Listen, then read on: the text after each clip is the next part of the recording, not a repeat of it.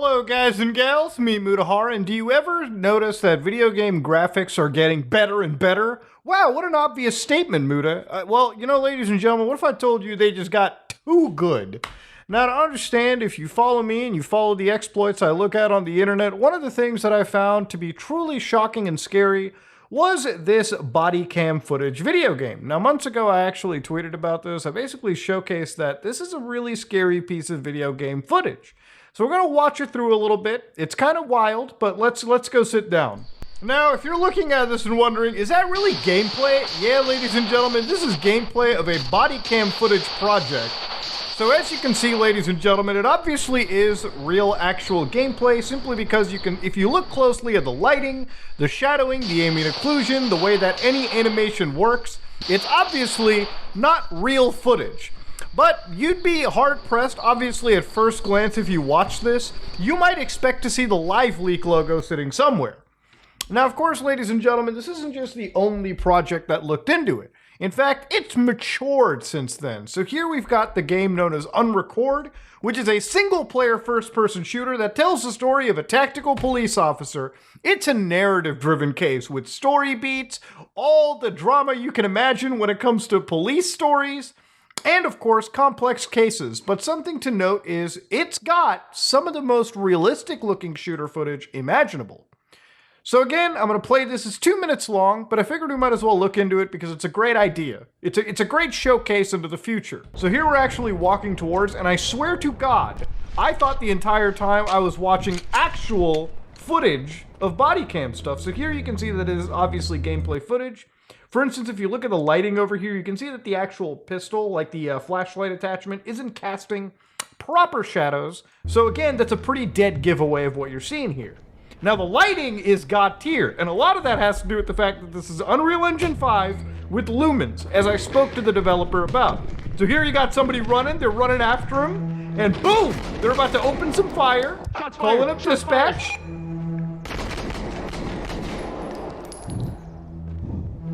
Now, of course, ladies and gentlemen, if you're like Muta, there's no way the game camera is like that. Again, I know it's disorienting, and the developer told me it's keyboard and mouse. But yeah, you know what? It's supposed to be real. It's supposed to be body cam horror footage, and that's pretty much what we're going with. So here they're checking for the ammunition, Tarkov style. This is like insanely good lighting. Like, it's baked lighting for sure, and a lot of that has to do with Unreal's amazing lumen system. But this is just perfect. The texture work, the animations, kicking open the door. And you can again see the shadowing as well too. So here they got the flashlight open, they're looking around. All right, you can hear somebody running off in the distance. Shadows are being casted appropriately. And here's where like it literally gets too real. So again, if you pause the footage, it's like the only thing that's kind of giving it away is like the screen space reflection going off into the bottom over there. I can see a bit of graphic artifacting. Obviously, the shadow work leaves to be desired, but I am pausing the footage to try to look for any issue within this. So again, actual fights are going to start. They're throwing things around. They're running after situations. And of course, ladies and gentlemen, gun jams. Clearing a jam, loading it up. It's like watching a donut operator breakdown footage. It's insane. The animation work is too good. And again, they're getting fired around at, so bam bam. It's like, again, it's so hard because I know this is gameplay footage, but the ultra photorealistic style of this almost makes it look like I'm watching a real criminal action take place. And again, it's like, this game would be insane if it was virtual reality. So again, I'm going to leave the end over here. Yes, ladies and gentlemen, this is in fact a real, actual video game that's supposed to come out. Now, again, video game graphics are insanely good, and this is just an independent developer. Now, of course, ladies and gentlemen, at this point, it's crossing into the territory where this isn't just a shooter anymore. This is something that I could actually legitimately see like real police officers training with in virtual reality. It's getting to the point where like, this is like, I feel like this could be too much for some people to handle. Like, this is literally on the territory of like snuff footage you would find on Live Leak. Now, would I love to see something like Ready or Not in this style? Absolutely. Would I kill to see a SWAT game in this style? Yeah. But this game's got me wondering that it has become the perfect horror title. If you imagine it, right? Like, I'm not really scared of ghosts and like paranormal stuff, But imagine a game like this where you're clearing an entire warehouse like this, except there's a crackhead running around giving you weird faces and screaming and sprinting straight at you with a knife. Like, could you imagine the absolute horror somebody would have to go through to witness that? This is the one game where it's like, you want to play it, you want it to be full of horror, and that's pretty much what I hope this game ends up being. Now, of course, ladies and gentlemen, I don't know the actual release date for it. This is like early gameplay footage for it. So again, it's probably going to be an indie title, but the visual style kind of reminds me of some of those VHS horror games I played a while back. You know, games like September 1999 that, like, when you load it up, it's like, yeah, it's got a style to it, but damn, is the lighting work enough to make it look like it's just like found footage that you found in somebody's like VHS cabinet. Of course, when it comes to Unreal Engine 5, other creators have been utilizing Unreal Engine 5 to basically create small-scale metaverses. So for instance, this is one project somebody had made where literally they had taken 1,500 pictures and like created an entire alleyway to walk around in. So you can see some of the footage over here. You can even see like a creepy doll's head. But ultimately, it is really the lighting that sells it. And that's the reason I mentioned Minecraft, path tracing, and whatnot. It's the lighting in these situations that absolutely blows me away. And again, when you sit there wondering like what Unreal Engine consists of, it's like, damn, walking down this entire set and seeing these things. Like, could you imagine the future of video games where like detail is focused so heavily in this case? Like the lighting, the shadowing, the ray tracing really sells it. And again, a lot of it has to do with like Unreal Engine really stepping up in its rendering. And of course, this is not the only one. A while back, there was like this train station footage, which like, it goes from real-time rendering to straight up, I believe, like digital rendering. This is actually completely digital. This is not real footage of a train station. Because what you're gonna find out next is they show it in the daytime, and they're gonna switch entirely to nighttime. And like here you can see it's actually within a game engine, because right here from the daytime, they're gonna walk over here and it switches entirely to night. Now, could you imagine if they made like a Silent Hill game or a horror game with this aesthetic? Like a Backrooms video game? They got the flashlight going, proper casting to an extent. Yes, this is the future of video game graphics. Future experiences we're about to see.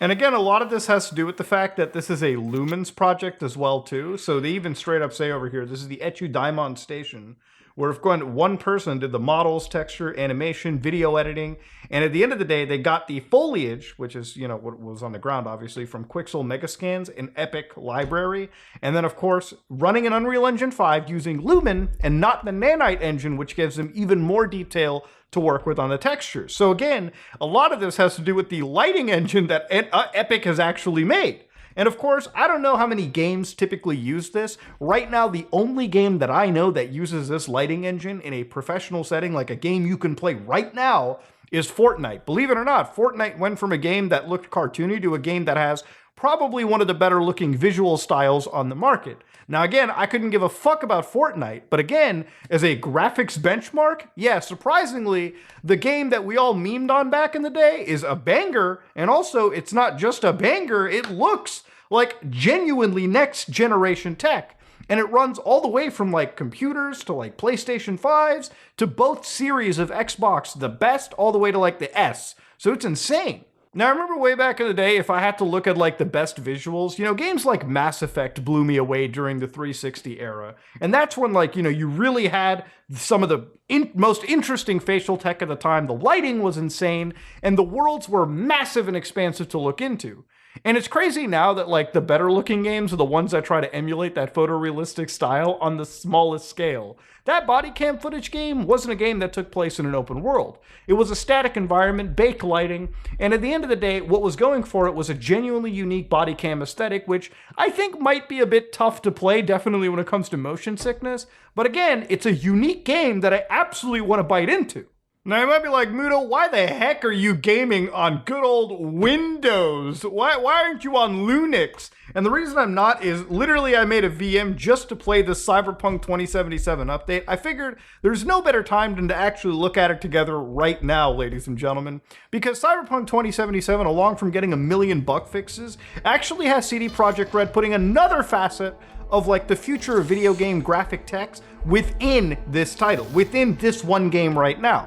So when we were looking at ray tracing and lighting, these guys have put path tracing, an even more aggressive version of ray tracing, into their game. And I think if anything is a perfect showcase of the future of gaming rendering tech, it's probably something out of CD Projekt Red Cyberpunk 2077. I actually can literally feel my graphic card cooking right now as I load this game up. Now, ladies and gentlemen, what's even wilder about this situation is, so we're going to start off with the settings here. Now, in Cyberpunk, I'm running the game at like full 32:9, 1440p ultra wide. I've got all the NVIDIA low latency tech that you could imagine, but also when it comes to the graphics for it, you can see right here I got path tracing. Now, without it, you can individually put on the different like ray tracing engines that the game has, but I'm going to throw this one on here. Obviously, those settings just went away. But of course, they also have DLSS frame generation and all of this tech too. So if you turn all of this shit off, you'll find out the game is running literally at 19, 18 frames per second. I mean, this is straight up cooking a 4090 series graphic card just out of nowhere. So again, ladies and gentlemen, what I'm going to do to make life a little bit more tolerable, is this a graphic failure or is it like, is my graphic card dying? Again, if you just look at environments like this, they are jaw-droppingly good. Again, the point of this is to like, A, make the lighting look amazing, but also have insanely good shadow work across the board. So if I go up to the items over here, you can see like, A, the reflections work, the shadowing and the ambient occlusion works beyond what you could imagine. I mean, literally, the shadowing in between these books is already insane. It's lifelike. Like, just driving around a city with this extra graphical fidelity is like, again, it's just a taste into the future of video games. It's like the daytimes look gorgeous, especially with the sun drenching all over the city. I think it'd be better if we drive all the way down to like Corpo Plaza here real quick. Let's actually go down all the way to like Corpo Plaza here. Let's drive there.